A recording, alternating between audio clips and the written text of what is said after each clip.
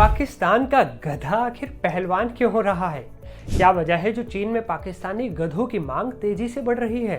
पाकिस्तान के गधा business model में कौन सा ऐसा टॉनिक है जो चीन को भा रहा है? आइए आपको ये पूरी खबर विस्तार से बताते हैं, साथ ही साथ इन सारे सवालों का जवाब भी देते हैं। नमस्ते, मैं हूं असीम और आप देख रहे हैं NDTV। पाकिस्तान के अंदर गधों की संख्या काफ़ी बढ़ रही है, लेकिन बढ़ती संख्या के बावजूद उसकी कीमत कम नहीं हो रही और बढ़ रही है। जैसा हम सब जानते हैं कि पाकिस्तान चीन का करीबी बना हुआ है, इतना करीबी कि वो चीन के लिए गधों का सप्लायर बन गया है।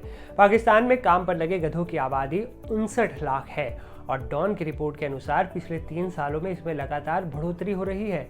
खास बात यह है कि पाकिस्तान में इतने गधे हैं कि अफ्रीकी देश इथियोपिया और सूडान के बाद सबसे बड़ी संख्या में गधों वाले देशों की लिस्ट में तीसरे नंबर पर है। उससे भी चौंकाने वाली बात यह है कि गधों की संख्या बढ़ने के बावजूद पाकिस्तान के अंदर गधों की कीमत और बढ़ रही है और इसकी सबसे बड़ी वजह यह है चीन में पाकिस्तानी गधों की मांग का तेजी से बढ़ना। सवाल है कि चीन पाकिस्तानी गधों का आखिर कर क्या रहा है? यही बड़ा सवाल है।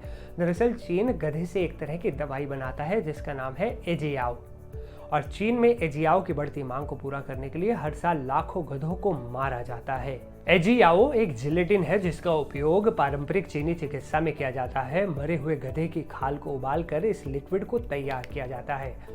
अब आपके मन में एक ख्याल आ रहा होगा कि इस सूप से दिखने वाले एजियाओ में ऐसा आखिर है क्या जो चीन के लोग इसके पीछे पागल हो रहे हैं?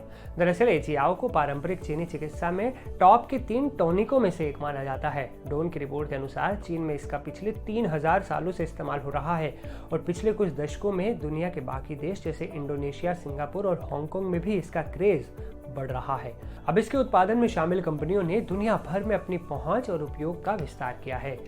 रिपोर्ट्स के अनुसार एजियाओ का व्यापक रूप से थकान दूर करने में, इम्यून सिस्टम में सुधार करने में, ट्यूमर खत्म करने में और एनीमिया दूर करने में इस्तेमाल किया जाता है चीन के क्लिनिकों में।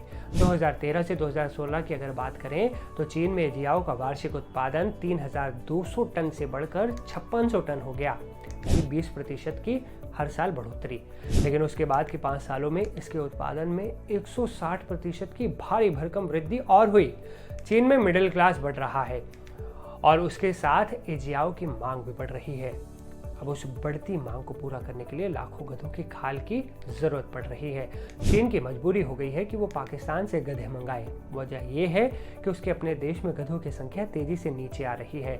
रिपोर्ट्स के अनुसार चीन में जो गधों की आबादी 1960 में 56 लाख थी, वो 2022 में घटकर 8,60,000 रह गई, जो कि 80% की गिरावट है।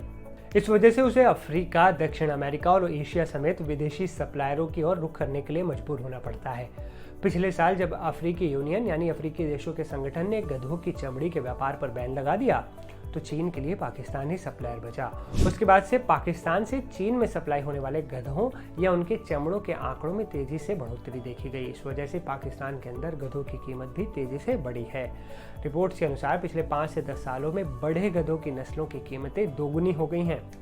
तो देखा आपने कैसे गधों के भरोसे पाकिस्तान की इकोनॉमी चल रही है। हम उम्मीद करते हैं मजेदार जानकारी से भरा वीडियो आपको पसंद आया होगा। इस वीडियो को लाइक करें और शेयर करना न भूलें। ऐसी ही रोचक जानकारी के लिए चैनल को सब्सक्राइब जरूर कर लें। मिलते हैं अगले वीडियो में, तब तक के लिए नमस्ते।